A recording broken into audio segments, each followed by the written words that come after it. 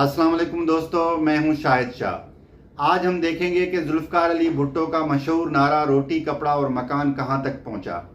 Peoples party आज तक वही नारा लगाती चली आ रही है। देखेंगे इस वीडियो में कि मुल्क के अवाम को ये वायदा पूरा हुआ पीपल्स पार्टी का, या अभी तक ये सिर्फ नारा ही रहा है। उसके अलावा देखेंगे कि ये रोटी कपड़ा और मकान का इस्तेमाल जो है वो सबसे पहले किसने किया था। जी, जुल्फ़िकार अली भुट्टो वो पहला शख्स नहीं था जिसने ये नारा दिया था। उससे पहले किसी और ने इस नारे का इस्तेमाल किया था अपनी किसी किताब में। वो हम देखेंगे इस वीडियो में, आप हमारे साथ रहिएगा।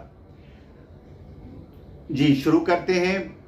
पाकिस्तान में पीपल्स पार्टी, जो कि एक बड़ी मशहूर पार्टी और पाकिस्तान का मकबूल लीडर जुल्फ़िकार अली भुट्टो, उसने नारा दिया था 1970 के इलेक्शंस में।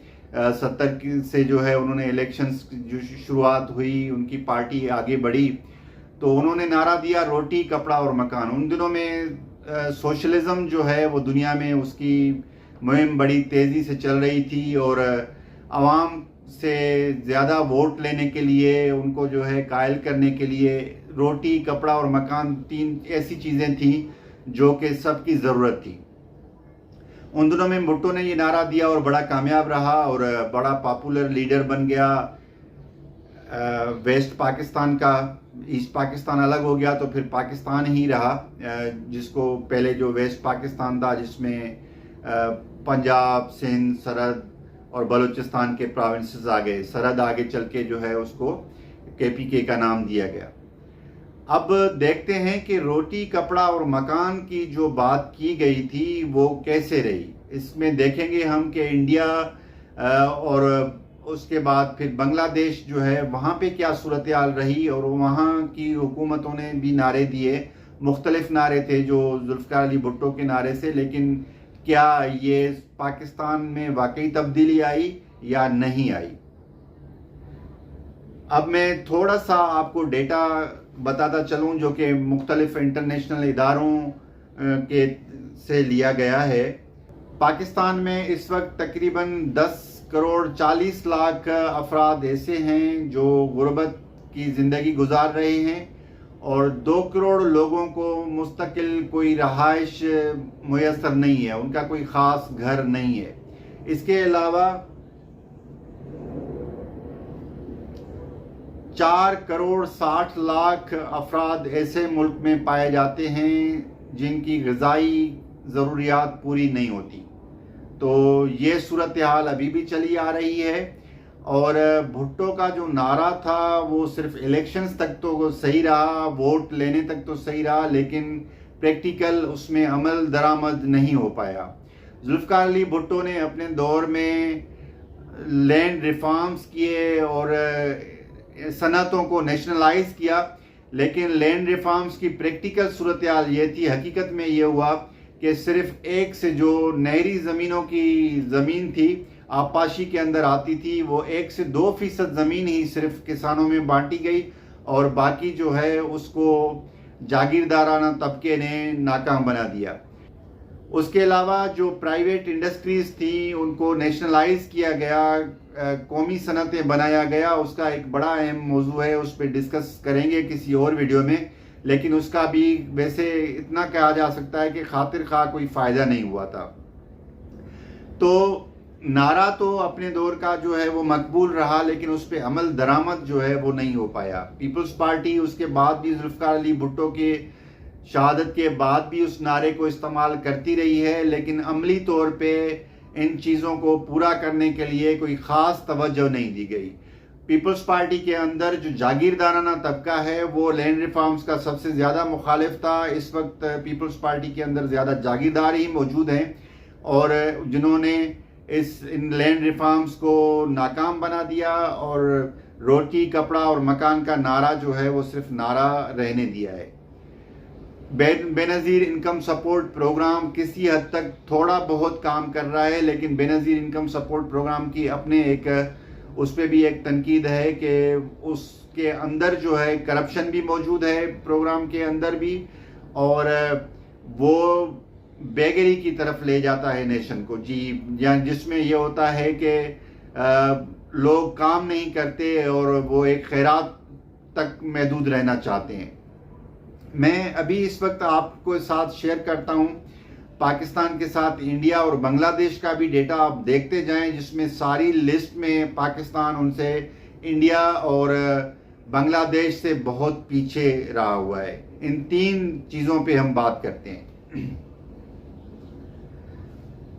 अच्छा, पहले बात करते हैं कि पर कैपिटा इनकम, जो कि एक शख्स की सालाना आमदनी जो है फीसद, जो सरसरी आमदनी होती है वो कितनी होती है उसके हवाले से, जो कि अमेरिकी डॉलर में मौजूद है।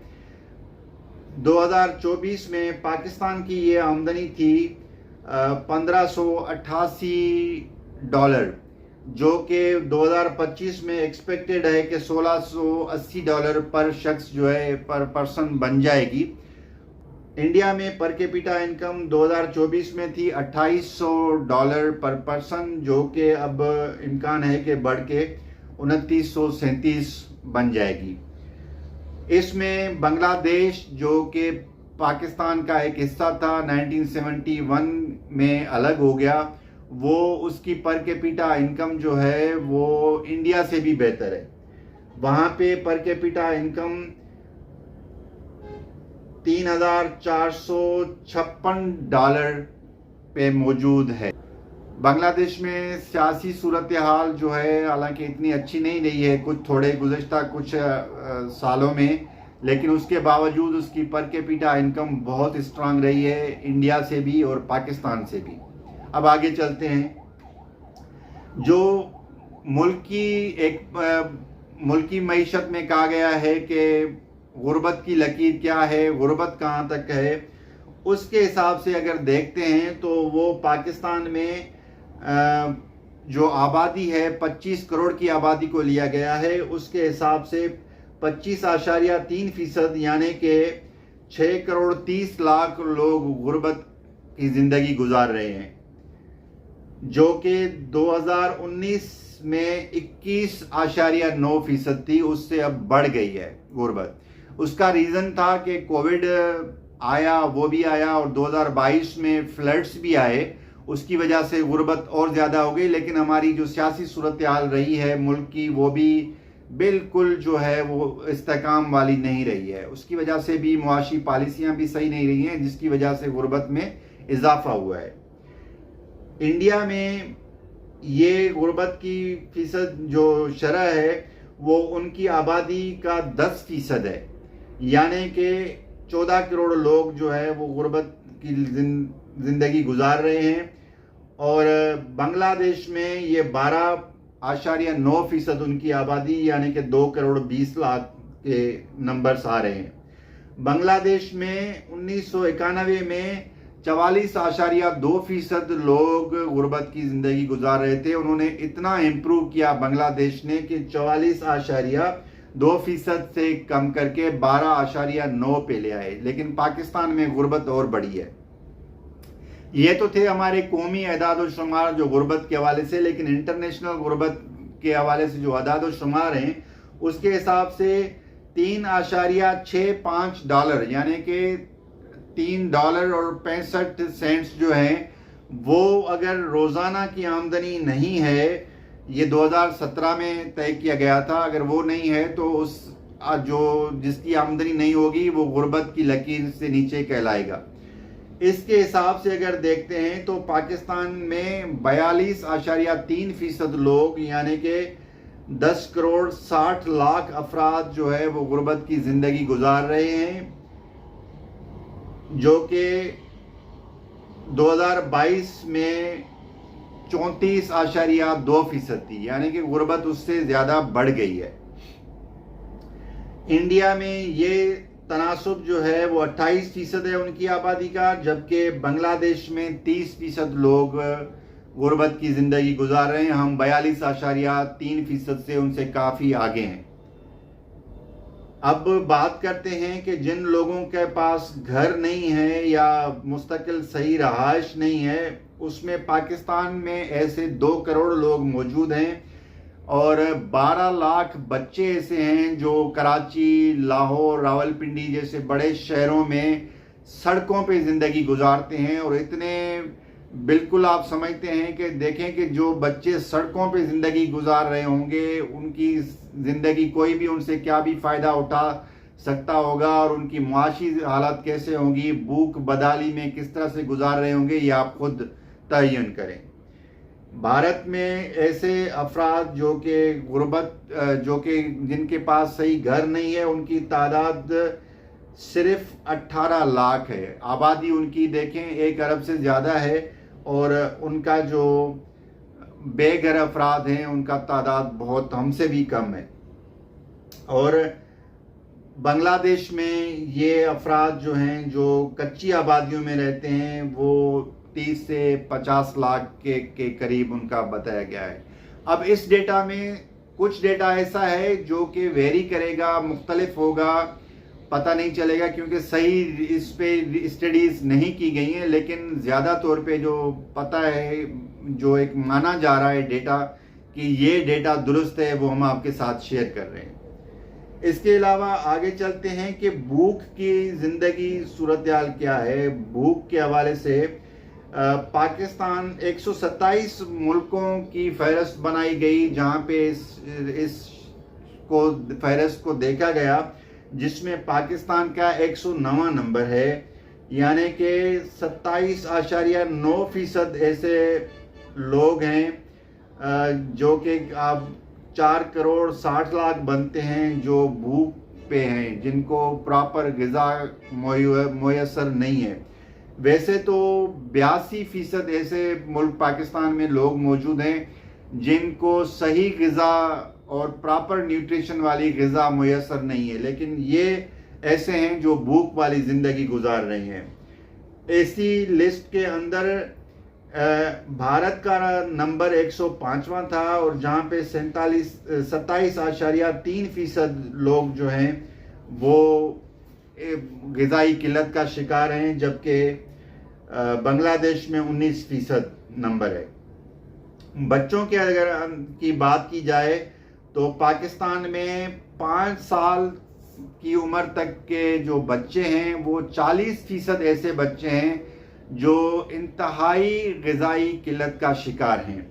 ये भारत में इसका जो है वो 35.5% बनता है, जबकि बांग्लादेश में 22%। इसी तरह से जैसे मैंने बात की अभी के 2023 की एक सर्वे के हिसाब से है कि 82% पाकिस्तानी ऐसे हैं जिनको प्रॉपर सही ग़िज़ा मुयस्सर नहीं है, जबकि भारत में ये तनासुब जो है 68% है, 68% और बांग्लादेश में 60% है। अब आप देखें कि पर कैपिटा इनकम में बांग्लादेश भारत से भी आगे है, पाकिस्तान से तो दोनों ममालिक आगे हैं।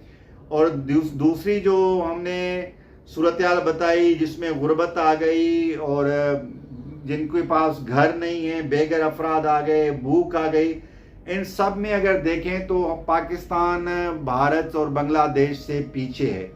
हमारी हुकूमतें, पॉलिटिकल पार्टीज़ नारा तो देती रहती हैं लेकिन उन पे अमल नहीं होता। प्रैक्टिकली क्या सूरत हाल है वो आपके सामने पेश की गई है।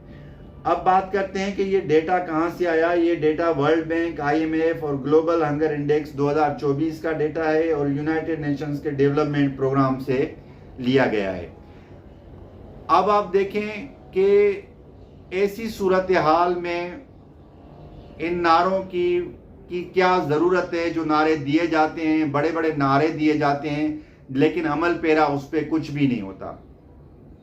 हमारे पास इतने वसाइल हैं, अभी भी मादनियात निकल रही हैं, वसाइल होने के बावजूद हम भूखे गुजार रहे हैं। पाकिस्तान में अगर बात की जाए तो सबसे ज़्यादा गुर्बत बलूचिस्तान में आती है, उसके बाद KPK में और फिर सिंध में और फिर आखिर में पंजाब में आती है। बलूचिस्तान में गुर्बत की शरह फ़ीसद 70% से भी ज़्यादा है। और फिर अगर शहरों की और देहात की बात करें तो देहात में 50% से ज़्यादा गुर्बत आती है, शहरों में कम है जो है। तो ये सूरत हाल बताती है कि हमारे रहनुमा जो हैं सिर्फ नारे देते आए हैं। अब ज़रूरत है कि इन नारों से आगे भी कुछ काम करें। नारे जो हैं वो करप्शन की भेंट चढ़ गए चुके हैं, जिसमें जो नारे देने वालों के ख़ानदानों में और वडेराशाही में, पॉलिटिशियंस में, उन्होंने तो बड़े रोटी कपड़ा और मकान के अंबार लगा दिए अपनी कई नस्लों के लिए, लेकिन अवाम को ये चीज़ें मुयसर नहीं है। अब बात करते हैं कि ये रोटी कपड़ा और मकान का पहले इस्तेमाल किसने किया था। मैं आपको बताता हूँ कि ये मेरे हाथ में किताब है the think and grow rich. ये नेपोलियन हिल एक जर्नलिस्ट था अमेरिका का, जिसने किताब ये लिखी, और ये किताब 1937 में पब्लिश हुई थी पहली मर्तबा, जिसमें रोटी कपड़ा और मकान का एग्जैक्टली इस्तेमाल किया गया है। हो सकता है कि ये किताब जुल्फ़िकार अली भुट्टो ने पढ़ी हो, वो काफ़ी बुक्स पढ़ते थे और मुतालिया करते थे, तो इन्होंने ये चीज़ वहाँ से ली। कहाँ से भी नारा लिया जाए उससे कोई ताल्लुक नहीं बनता। असल चीज़ ये है कि अगर उसका प्रैक्टिकल अमल उस पर किया जाता तो आवाम को फ़ायदा होता। किताब में लिखा गया है कि next to freedom of thought and deed comes food, clothing and shelter, the 3 basic necessities of life. Writer ने तो पहले इजहार की आज़ादी को सबसे पहले कहा है कि उसके बाद जो है वो जो बुनियादी चीज़ें आती हैं वो यही हैं, जिसमें खुराक, कपड़ा और मकान जो है, फूड, क्लॉथिंग एंड शेल्टर जो है, उसका ये इस्तेमाल किया है। ये तीनों बेसिक ज़रूरियात हैं जो कि इज़हार की आज़ादी के बाद आती हैं। हमारे मुल्क में इज़हार की आज़ादी की क्या सूरत हाल है ये आपको पता है। इस पर बात करने के लिए एक मज़ीद एक बड़ी वीडियो बन जाएगी, लेकिन ये बुनियादी चीज़ें हैं। इसके अलावा जो चीज़ें रहीं वो नारे में नहीं दी गई, या पॉलिटिकल पार्टी ने उसके पे ज़्यादा फोकस नहीं किया था, तालीम पे नहीं किया, हेल्थ पे नहीं किया, और अब जो क्लाइमेट चेंज की सूरत हाल आ रही है उसका ताल्लुक ज़्यादा तौर पे फूड सिक्योरिटी से बनता है। तो ये चीज़ें थी। आप बताएं आपको ये वीडियो कैसी लगी, और आप इन पॉलिटिकल पार्टीज़ के नारों को कैसे देखते हैं, क्या उन्होंने उस पर अमल पैरा हुए हैं या नहीं हुए हैं। नीचे कमेंट्स में हमें ज़रूर बताइएगा। फिर मिलेंगे अगली वीडियो में, तब तक के लिए इजाज़त, अल्लाह हाफ़िज़।